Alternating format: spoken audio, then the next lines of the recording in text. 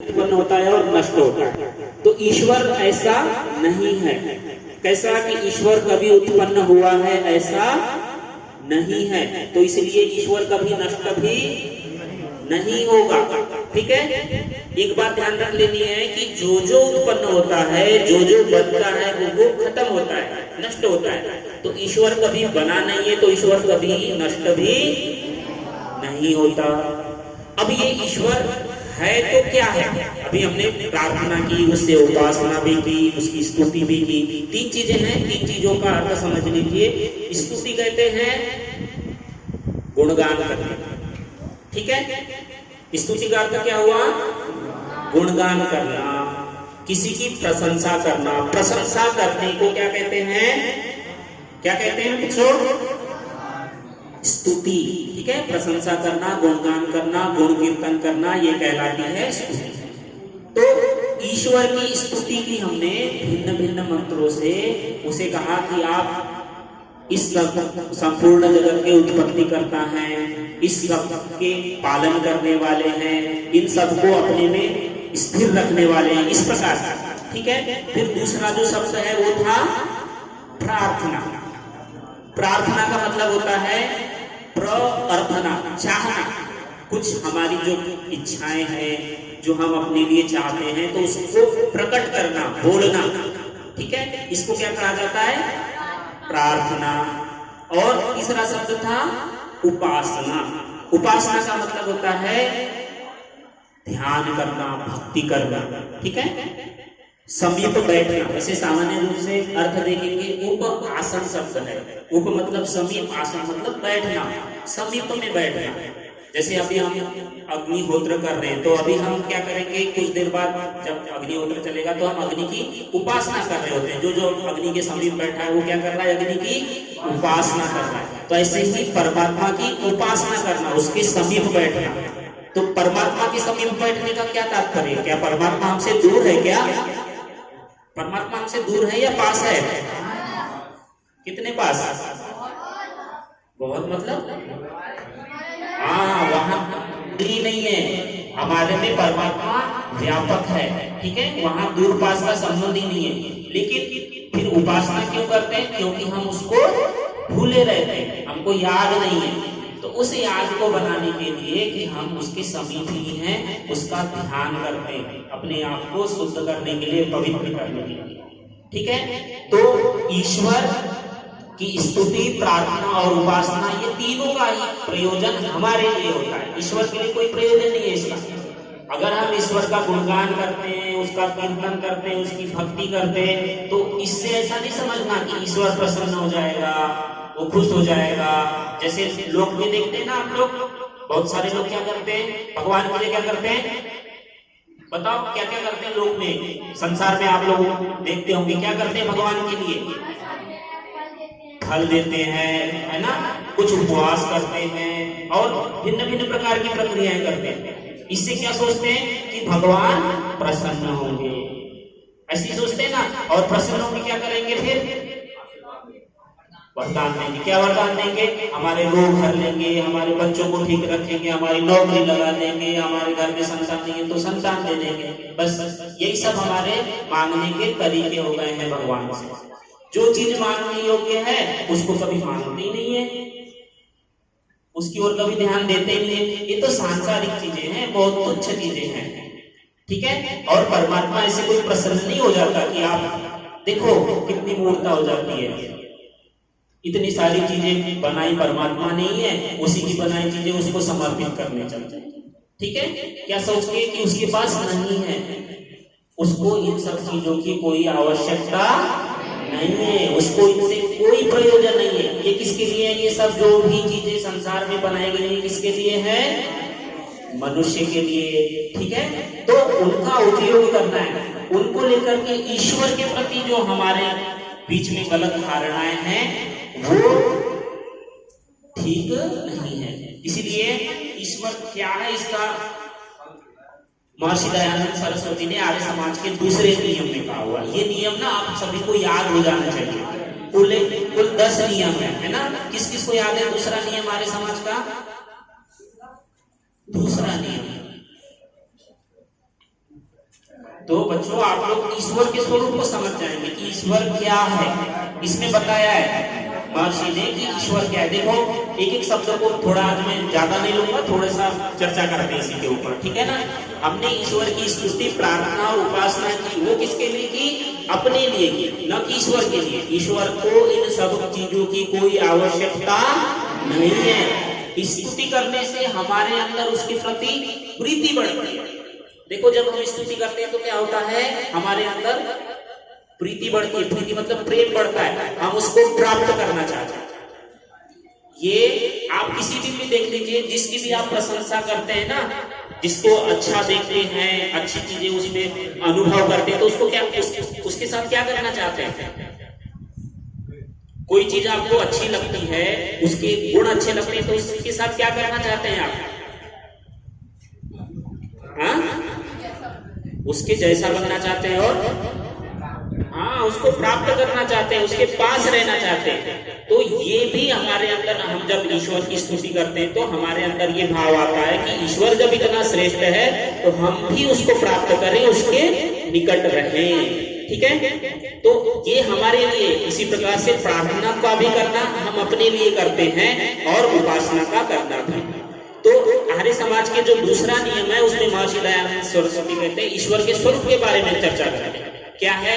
बोलते हैं ईश्वर सच्चिदानंद स्वरूप, ठीक है। ईश्वर कैसा है? पहला शब्द क्या हुआ? तीन शब्द है इसमें, सत, चित और आनंद। सत का मतलब होता है जो सत्तात्मक होती है, जिसकी सत्ता होती है, या जिसको हम है पने से कहते हैं। विद्यमानता को सत्ता कहा जाता है। तो ईश्वर कैसा है? सत्ता वाला है। ऐसा नहीं कि हवा है या कुछ ऐसे बनी बनाई चीज है कि वास्तव में तो कुछ है नहीं, बस नाम लेकर के हम जान रहे हैं, है ना। किसी ने देखा नहीं, जाना नहीं, बस ऐसे चला दिया है, ऐसा नहीं है। सत है का मतलब वो सत्तात्मक है, उसकी विद्यमानता है। तो पहली बात क्या कही? ईश्वर कैसा है? सत है। कैसा है ईश्वर? सत है, ठीक है। सत्य जब हम दूसरे शब्दों में कहते हैं तो सत्य नाम से कहते हैं। संस्कृत में सत्ता ही सत्य बनता है। तो जो विद्यमानता होती है उसको सत कहा जाता है, ठीक है, सत्ता वाला है। फिर दूसरा क्या कहा? चित। तीन शब्द है ना, सत, चित, आनंद। तो सत हो गया सत्ता, विद्यमानता है उसमें, कोई अभावात्मक वस्तु नहीं है। जैसे देखो अभावात्मक वस्तु, खरगोश के सींग। खरगोश के सींग देखे किसी ने? खरगोश देखा है आपने? तो खरगोश के सींग देखे क्या? नहीं देखे। तो खरगोश के सींग होते हैं? नहीं होते। तो ये कैसा है? खरगोश का सींग न होना क्या हुआ?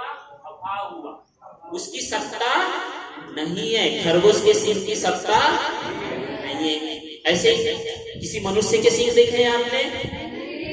कोई ऐसा मनुष्य हो विचित्र सा, जैसे दिखाते ना, किसमें यमराज को दिखाते हैं तो क्या दिखाते हैं? उसके सींग दिखाते हैं ना ऐसे, ठीक है। हाँ, तो ऐसा कोई मनुष्य दिखाई दिया है आपको सींग वाला?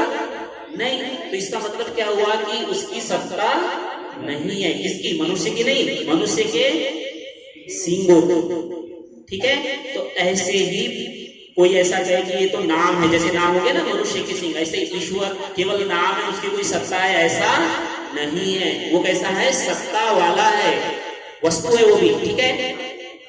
तो पहली बात हो गई इसका। दूसरी बात कही चित। चित का मतलब होता है चेतन। चेतन का मतलब क्या होता है? चेतन का मतलब क्या होता है? जीवित हो। और बताइए कुछ जो भी समझ में आता है। हाँ जी, चेतन से क्या समझते हैं और बताइए। चेतन से क्या समझते हैं? चल फिर रहा हो। देखो चेतन का मतलब होता है जो अनुभव करता है, ठीक है, अनुभूति, जो ज्ञान करता है। आई बात समझ में? चित्त का मतलब क्या हो गया? अनुभव करने वाला, ठीक है। जैसे हम अनुभव करते हैं ना, कोई हमको कोई अच्छा भोजन खिलाए तो हमको स्वादिष्ट लगता है, ये अनुभव होता है, अच्छा लग रहा है। कुछ बुरा हो जाए, कुछ हमको पसंद नहीं है, वो हमको मिल जाए तो कष्ट होता है, पीड़ा होती है। तो इस प्रकार से जो अनुभव करने वाली चीज है, इसको क्या कहा जाता है?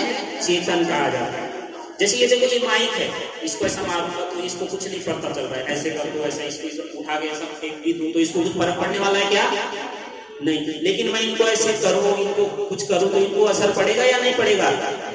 पड़ेगा। तो क्या हुआ, इन दोनों में क्या अंतर है कि ये तो क्या है, जड़ है, लेकिन ये क्या हो गए, चेतन। तो चेतन क्या होता है, अनुभव करने वाला, अनुभूति होती है उसको, ठीक है। तो ईश्वर कैसा हुआ, पहले तो कहा कि वो सत्ता वाला भी है, सत्ता वाला तो ये भी है, देखो इसकी भी सत्ता है, लेकिन ये चेतन नहीं है। तो सत्य तो है, सत्ता वाला होते हुए भी कैसा है, चेतन भी है, जानता है वो, ठीक है, सबको। तो जानने वाला है, क्या क्या जानता है, अपने आप को भी जानता है, प्रकृति को भी जानता है, और हम सब मनुष्यों को, जितने भी प्राणी हैं इस संसार में, भूतल में या फिर संपूर्ण ब्रह्मांड में जो कुछ भी है, उन सबको वो जानता है।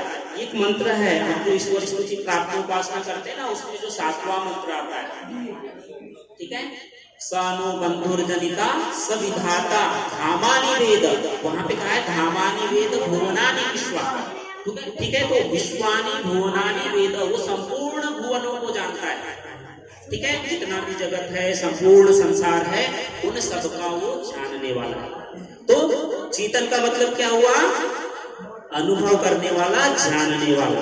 तो ईश्वर कैसा हुआ, पहली क्वालिटी सत, दूसरी क्वालिटी चित, ठीक है। अब तीसरी पे आते हैं, तो सच्चिदा, और तीसरा शब्द हुआ आनंद, ठीक है। तीसरा शब्द क्या है, आनंद। तो आनंद का मतलब होता है प्रसन्न, अलग चीज है बेटा, ये ना थोड़ा सा सामान्य रूप से इसको सुख कह देते हैं, उससे थोड़ी भिन्न स्थिति है ये आनंद की। आनंद का मतलब हमेशा दुख से रहित स्थिति में होना, और कहीं पर भी किसी भी प्रकार का कष्ट का अनुभव नहीं हो, थोड़ा सा भी नहीं, किसी भी परिस्थिति में सर्वदा प्रफुल्लित और प्रसन्न रहने वाली जो स्थिति होती है वो आनंद की होती है। तो ये जो आनंद स्वरूप, आनंद है, ये भी परमात्मा का क्या है, स्वरूप है, ठीक है। स्वरूप उसको कहते हैं जो कि कभी उससे हटाया नहीं जा सकता। हमेशा बात ध्यान रखना, स्वरूप क्या होता है, स्व का रूप, अपना रूप। स्वरूप वो होता है जो कभी उससे अलग नहीं हो सकता। जैसे देखो अग्नि है, अग्नि का स्वरूप क्या है, अग्नि का स्वरूप है उष्णता, गर्मी। आप गर्मी को अग्नि से अलग कर सकते हो क्या, नहीं। तो ऐसे ही ये परमात्मा में तीन चीजें, क्या कहा था, पहला नियम, दूसरे नियम के पहले शब्द में कहा ईश्वर सच्चिदानंद स्वरूप। तो ईश्वर स्वरूप को तीनों शब्द के साथ जोड़ दीजिए। ईश्वर कैसा है, तो सत स्वरूप है, उसका स्वरूप कैसा है, सत है, सत्तात्मक है। फिर दूसरा चित्त स्वरूप है, कैसा है ईश्वर, चित्त स्वरूप है। और तीसरा आनंद स्वरूप है, आनंद से परिपूर्ण है, उसमें कभी भी कहीं से भी कोई न्यूनता, कोई कमी नहीं है, सभी ओर से वो भरा पड़ा है, ठीक है। उपनिषद में उसके लिए कहा जाता है रसो वही सह, वो कैसा है, रस है। रस, आनंद शब्द के लिए रस शब्द का प्रयोग किया जाता है, ठीक है। तो रसो वही सह, वो रस है, परिपूर्ण है सभी तरह से, उसमें कभी कोई न्यूनता, कमी नहीं है, ठीक है। तो ये तीन चीजें हैं, सत, चित और, तो तीन हमारी जो वैदिक परंपरा है, इसके तीन मूल तत्व भी, तीन शब्द हैं, तीन मूल तत्व हैं। शब्द के अनुसार, मैं प्रसंगानुसार ये भी बात बोल देता हूँ। तीन मूल तत्व हैं, अनादि तत्व है, वो है, इसी के साथ साथ समझ लीजिए ईश्वर, जीव और प्रकृति, ठीक है।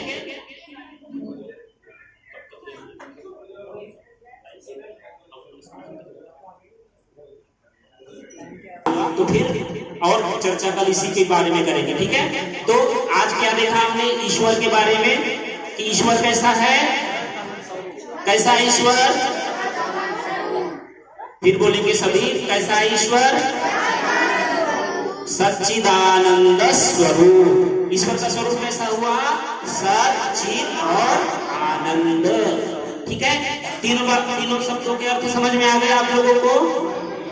ठीक है ना।